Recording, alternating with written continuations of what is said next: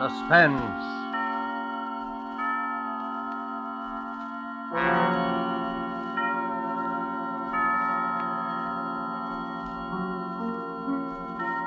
This is the Man in Black, here again to introduce Columbia's program, Suspense.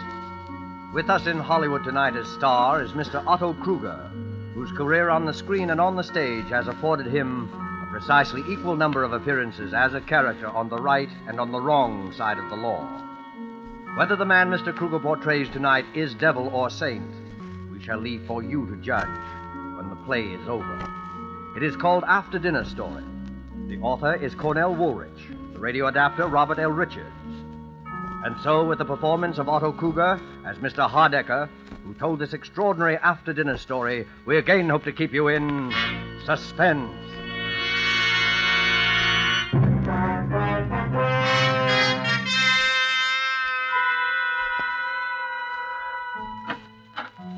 Mr. Hardecker's residence? I believe I'm expected for dinner, please. Your name, sir? Kenshaw is my name. Very good, sir.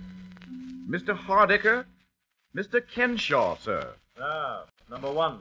Good evening, Mr. Kenshaw. Is this where Mr. Hardecker lives? My name is Lambert. Mr. Hardecker? Mr. Lambert. Number two. My name is Prendergast. I think Mr. Hardecker? Mr. Prendergast. Number three. Mackenzie's the name. Mr. Hardecker? Mr. Mackenzie. Number four.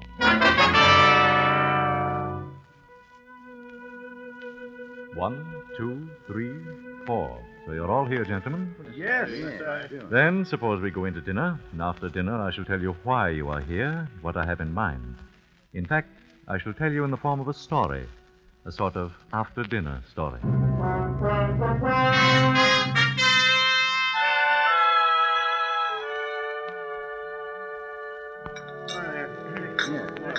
All right. You see, that's a great cup of coffee. I enjoyed it. Will you pass that, please? Well, gentlemen, did you enjoy your dinner? Yeah, it was swell. Then, if you'll excuse me for just a moment, I have certain instructions to give the servants, and after that I shall rejoin you. I shan't be long.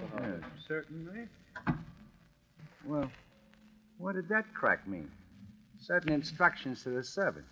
How should I know? I don't like the looks of the whole thing. Why all the mystery? Well, I suggest that you have patience, Mr. Prendergast. Mr. Hardecker clearly intends to tell us in his own good time. Yeah. And another thing.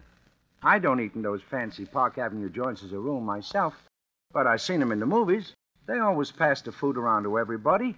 They don't bring it out of the kitchen already on your plate and just hand it to you. Well, what possible difference can that make? Well, I don't know, but I know it ain't right. No, none of it's right. Why does a man invite four perfect strangers to dinner? What is this thing he has in mind for us he keeps talking about? Well, all I know, he says he'll make it worth our while, and I can use a little of that worth your while stuff, the way business has been lately. Obviously, the connection between us is that we were all in that elevator a year ago. Oh, what of it? There's no mystery about that. The police cleared that up the very next day. Maybe Mr. Hardecker doesn't think so. Sorry to have kept you, gentlemen. Now, suppose we get down to business. Mr. Hardecker, none of us wish to seem rude, but we were just wondering what this business is all about.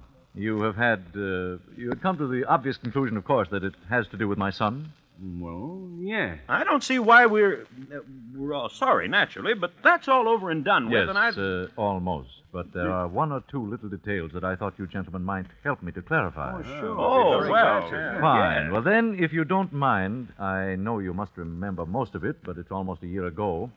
I'd like to go over the whole story from the beginning. Well, that's all right. Well, it was just before 5 in the afternoon on August 30th of last year when the matter which concerns us here this evening had its beginning. And on that day, and at that time, all four of you, perfect strangers, who had never seen each other before in your lives, found yourselves, for personal and business reasons of your own, on various floors of the Norfolk building in Midtown Manhattan, waiting for the express elevator to take you to the lobby. The first passengers were on the 21st floor.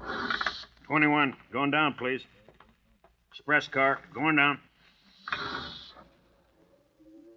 There are now 3 men in the elevator. The operator, Mr. Kenshaw and Mr. Lambert, who had gotten on at the 21st floor. 18. Going down, please. Face the doors, please. Going down. Now there are 5 men in the car. Mr. Prendergast and Mr. Mackenzie had entered the elevator at the 18th floor. 15. Express car to the lobby. Going down, please. Say hello to Eleanor for me. You bet. Bye, Dad. Bye. 6 men in the elevator. The last to enter, I had accompanied to the elevator door myself. He was my son. These things drop pretty fast. Too fast for me. Hey, this baby is moving. Hey, look! We can't stop it. We're out of control. Stop it. Look out. We're going to hit. Get off.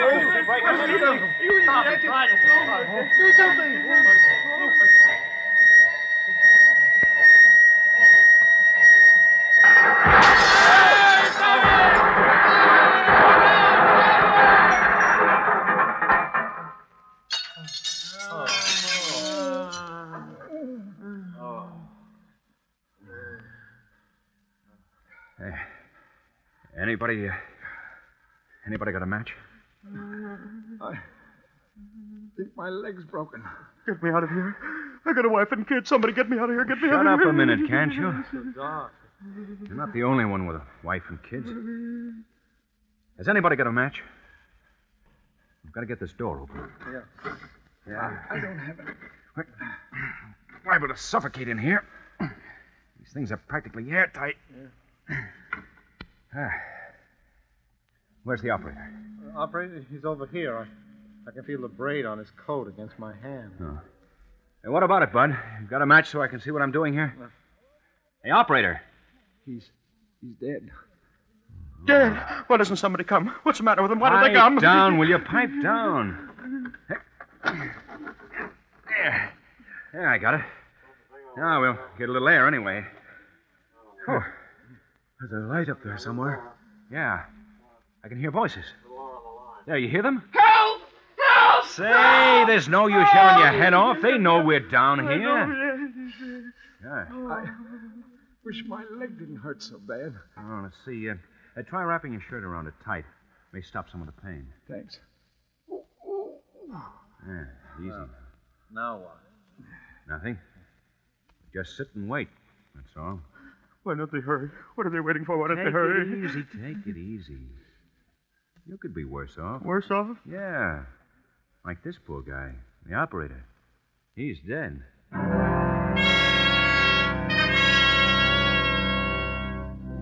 And so you waited. 6 men, 5 living, 1 dead. I know how it must have been for all of you, the minutes dragging by, there in the darkness, with nothing to do but wait. How's your leg? Better. How long do you suppose we've been down here? Well, it's hard to tell. Maybe they think we're all dead. Maybe they're just taking their time. Don't worry. They heard you hollering all But right. Gee, the poor guy. I wonder if he had any kids. The operator? Yeah. I often wondered sometimes what would happen if one of these things ever slipped. Well, now you know. I'll never ride in one again. So he's going to walk up 68 stories to the Rainbow Room. I don't go to the Rainbow Room. Oh, I'm certainly glad my father didn't get on this car with me. He was going to, but he changed his mind. Wish I'd changed my mind. You know, if I hadn't gone back to make a phone call, I'd have been on another car. What's the use of wishing? Okay. It's happened, and here we are. Listen, there they are up They're there. going to get us out. Yeah. Hello! Hello up there! Yeah, we're coming to you. Take it easy. Hurry, can't you? Hurry! Hurry! We'll hurry. Anybody hurry? Yeah, one guy's dead. We'll be through to you in a minute. Okay, Ronnie, let it on now.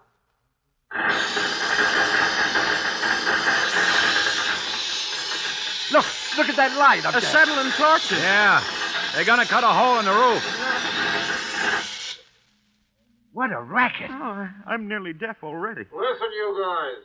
We're coming through, see? Watch out for spots.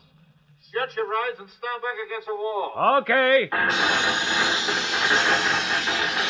I never knew those things made so much noise. It's because we're closed in. What was that? I don't know. I thought I heard somebody holler. Yeah, so did I. Must have been one of those guys up above. Those sparks are enough to blind you. Well, don't look at them. They will blind you. One went right by in front of my face, right across the car. They couldn't have. They're dropping down. Did you see it? It was awful bright. Oh, just a reflection. Don't look at it. I guess they got it cut through. Phew, yeah. I couldn't have stood much more of that. They're pulling off the top. It won't be long now. All right. Stand clear down there. I'm going to jump down. Hey, cop. And no cop ever looked lovelier. All right. Pass them ropes down now. Rookie, hold it. All right. Who's first now? Who's the worst hurt of you all? How about this fella? Now, that's the operator. He's dead. Hey, look. Those other two guys have both passed out. Yeah, shocking, yes. Officer, I've got to get out of here. I feel pretty bad. Hey, hold your horses. There's nothing wrong with you. But I... That man's got a broken leg there. Who's got a broken leg? I have, I think. All right. Can you sit in this rope sling here? I'll try. Now, hang on with both your hands. I'll be all right. Okay. Pull him up. Well, so long, fellas. Take care of that leg. Thanks. Yeah, thanks. My name's Lambert. And mine's Mackenzie. Maybe we'll run into each other sometime. Yeah. Well, so long. All right, let me have that rope now. Well, who's next now? Well, maybe you better take those two guys that passed out. They might be hurt. Why, sure. How about this young fella? Sure. He got a little blood on him, hasn't he? He has that. Glass from the light fixtures, I guess. Well, I don't think it's serious. You don't, eh? No, he seemed to be all right. Well, whatever he seemed to be, he's not now. This man is dead. Dead? Oh, but he can't be. Look here, my lad, you don't seem to realize that you've come through a pretty serious accident. I know, but he can't be dead. We heard him talking just a few minutes ago. Isn't that right? Yes, I heard him. Well, sure. He was talking to us here in the dock. He said something about being glad his father wasn't on this I elevator. can't help what he said or what you heard him say. This man is dead.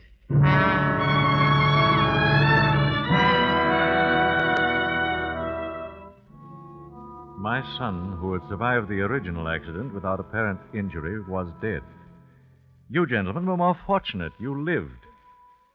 5 days later, you four met again. It was at police headquarters. About 2:30 on a Friday afternoon. The last to arrive was Mr. Lambert. In here, Mr. Lambert. Thanks. Hello there. Hi, fella. Hey, how's the leg? Pretty good. Mr. Lambert, That's right. I'm Chief Inspector McMahon. How do? You'll just take a seat there. Yes, sir. Well, we all here now? Mr. Kenshaw, Mr. Pendergast, Mr. McKenzie, That's me. Mr. Lambert. Yes, sir. Well, now, as I told each of you over the phone, I won't keep you very long. I just wanted to ask a few routine questions about that business of the elevator the other day. Well, what's the matter? Something phony about it? Not for our money. It's an open and shut case. Suicide. Suicide? Yeah.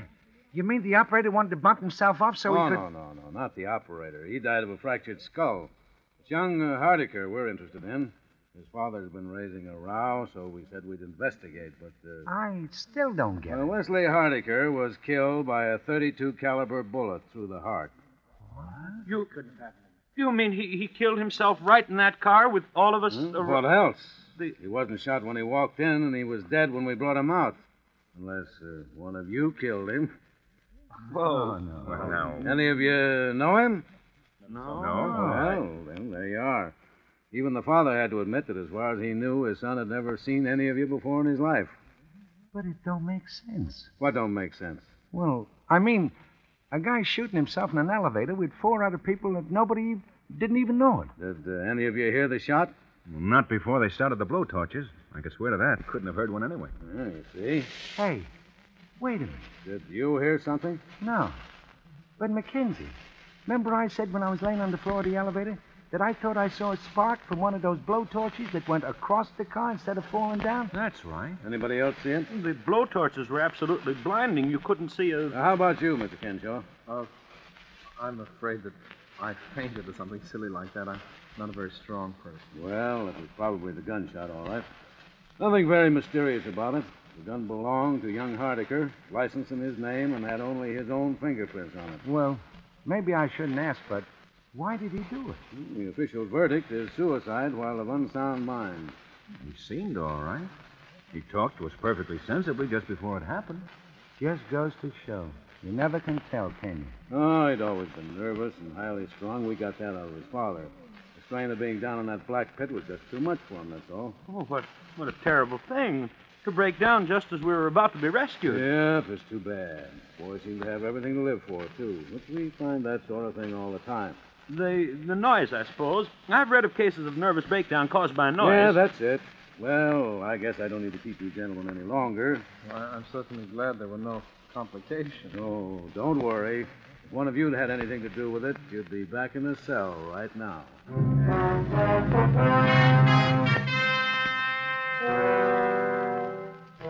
That was almost a year ago. Last week, each of you received a phone call from me. I can well understand and sympathize with the fact that you were somewhat astonished, perhaps a little suspicious of what you heard. I don't doubt that most of you debated at some length in your minds the advisability of accepting my invitation at all. You, for instance, Mr. Mackenzie, you are married, as I remember. I imagine that you talked quite seriously with your wife about the whole affair. I phoned your home, I believe, at about 8:30 last Monday evening. Yes? This is Mr. Mackenzie speaking. Well, I'm sorry, but I don't seem to place you. Oh, of course, Mr. Hardiker. Well, frankly, I don't see the point. You don't know me, and I don't know you. Yeah? Yeah, I see. Well, all right, Mr. Hardiker. I'll be there. That's a funny name. Who was it, dear? His name is Hardiker. The father of that boy who killed himself in the elevator last year. Oh? Well, what did he want? He wants me to come to dinner with him on Saturday at his home. Why, how lovely. He's a very important man, isn't he?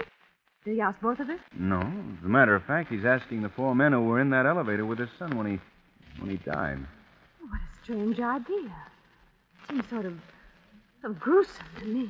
Yeah, that's what I thought. Didn't he say anything? Oh, he said quite a lot. Well, what did he say? I was just thinking. Oh, now, please, Stephen, don't sit there and be so tantalizing. What did he say? Well, he said something about his son's estate. Seems his son had quite a lot of money in his own right. The old man said he didn't need it, and there weren't any other relations, and... Well, he sort of hinted that he thought it might be a good idea to split it up between the 4 men who were with his son in his last moments of life, as he put it. Why, Stephen, how wonderful. Why aren't you excited? How much is it? Do you suppose it's a lot of money? I don't know. Why, it might be several $1,000s. It might be several $100,000. Oh, Stephen, what's the matter with you? Well, just such a crazy thing to do, that's all. Don't see that makes any difference. If a man wants to do a nice, kind, generous thing. Look, honey, if it was generosity, he'd give it to charity. If it was a sort of memorial to his son, he'd set up a scholarship or build a hospital or something. Well... The old man was pretty broken up about it when it happened. I remember reading something about his being in a sanitarium for a while afterwards. And he never did believe the verdict of suicide. The police as much as told us that at the time. How do I know he doesn't think one of us killed the boy? Oh, that's absurd. All right. But anybody who's crazy enough to divide up a wad of dough between 4 perfect strangers is crazy enough to think a perfect stranger killed his son. Oh, why, that... Maybe he thinks we all did it. Maybe he's wacky and has some crazy idea about revenge and is going to use the dough as bait to get us all together. I hadn't thought of it like that. Perhaps you ought not to go. I already said I would. Why, anyway, maybe it's on the level. Stephen, do you still have that gun you used to have when you worked at the bank? Yeah, I have it there. I think you ought to take it with you Saturday night. Honey, I think you've got something there. I think that's a very good idea.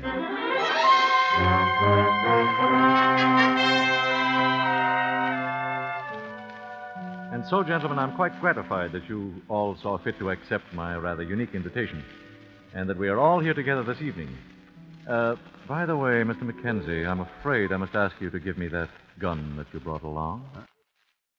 So that's it. And, Mr. Mackenzie, you will notice that one of my servants who is standing in the door directly behind you has got you covered, is the phrase, I believe.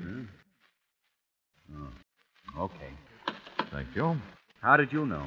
Why, the butler sort of patted all your pockets when you removed your coats, but aside from that, I've spent most of my waking hours during the past year looking into the backgrounds of all you gentlemen. So I was right about this setup after all. Now, look here, Mr. Hardecker. I came here tonight in perfectly good faith. I even canceled a very important business appointment. With Mr. Joseph Donahue of Celluloid Products. Yeah. All right, let's cut out the mystery. What's this all about? Yes, really, Mr. what's the Hardecker, I do idea? think Now, wait a they minute. might One be- moment, gentlemen, one moment. But I didn't ask you up here under false pretenses. I fully intend to divide my son's estate precisely as I suggested over the phone. I sincerely hope you don't resent my investigation of your backgrounds. Well, gee, Mr. Hardecker, my background isn't much, I guess, but... Perhaps we all owe you an apology, Mr. Hardaker, but you must admit the whole thing's been a little strange. It has indeed been very strange. I think, however, that phase of the matter is about over. Now, before we get down to business, there is one detail that I'd like you to help clear me up. Sure, we'll be glad.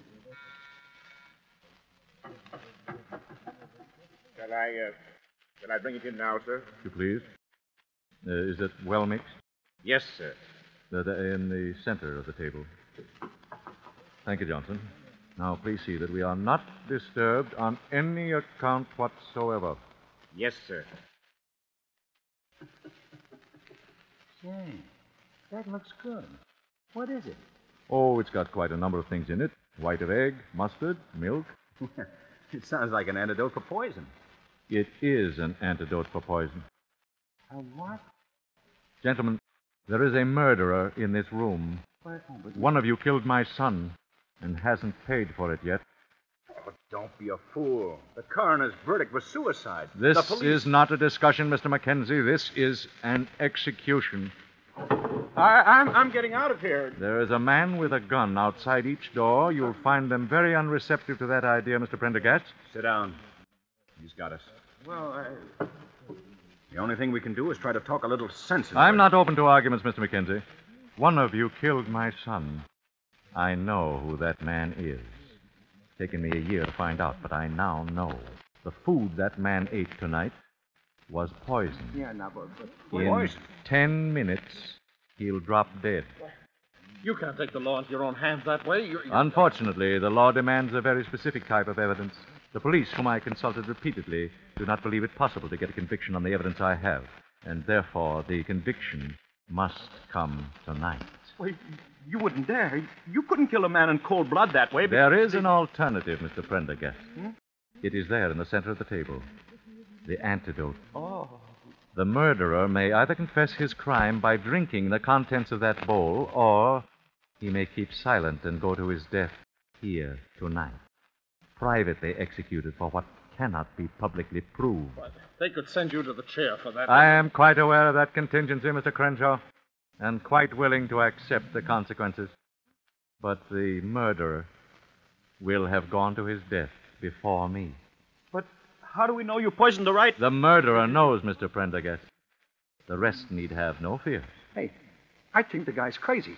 Maybe he poisoned all of us. Look, Mr. Hardiker, this whole thing is insane. Nobody killed your son. As to that, we shall shortly see, Mr. Mackenzie. The man who killed my son has approximately 7 minutes to live. 7 minutes. It's me. I know it's me he's poisoned. My whole insides are on fire. It's me he's Don't poisoned. fall for it unless you're sure. The whole thing may be a gag. I assure you, nothing has ever been more serious, Mr. Mackenzie. You know, I don't feel so good myself. Neither do I. Probably just indigestion. After dinner, a story like this is enough to give indigestion to a horse. No kidding. Hey, supposing this guy's a maniac. Suppose he just made it all up in his own head and poisoned all of us. Listen, Mr. Hardiker. Let me just tell you this. If I come out of this alive, I'm going to beat your brains out of it. It's the last thing I do. I can't stand it. Mr. Hardiker, I didn't do it. I swear I didn't. I didn't do it. Shut up. 5 more minutes. Hey, I feel awful. Maybe we all ought to take some of that stuff, just in case.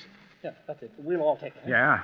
Who'll take it first? Unfortunately, gentlemen, there's only enough antidote for one. Even if you're right, Hardiker, this is no way to do... This is my way. You're crazy, I tell you, crazy! Perhaps. Have you a son? Kenshaw!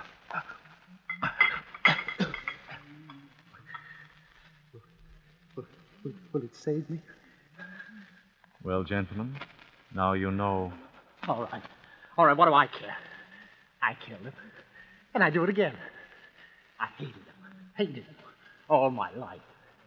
In school, in college, he never even knew that I existed.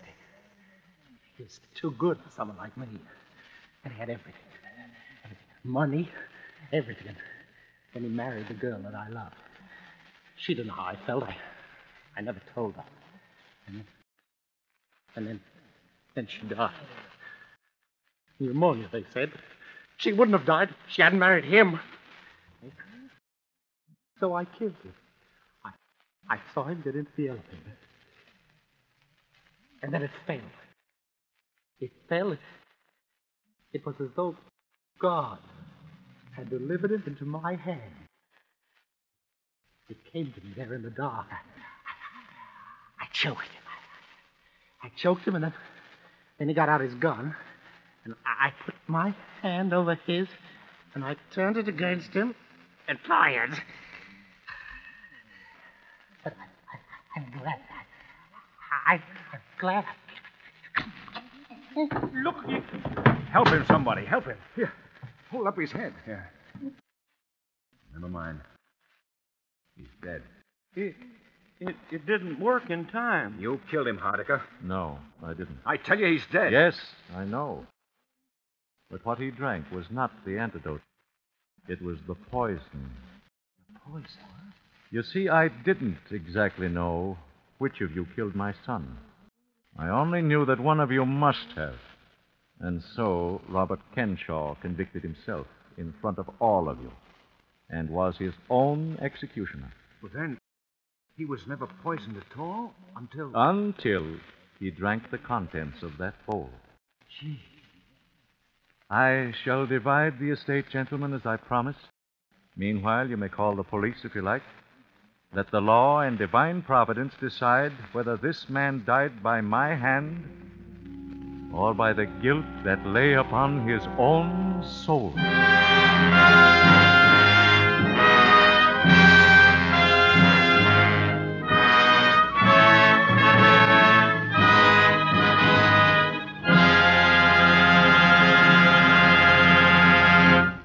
And so closes After Dinner Story by Cornell Woolrich, starring Otto Kruger. Tonight's tale of Suspense. The producer of Suspense is William Spear, who tonight also directed the broadcast, and who with Lud Gluskin and Lucian Morowick, conductor and composer, and Robert L. Richards, the radio author, collaborated on tonight's Suspense.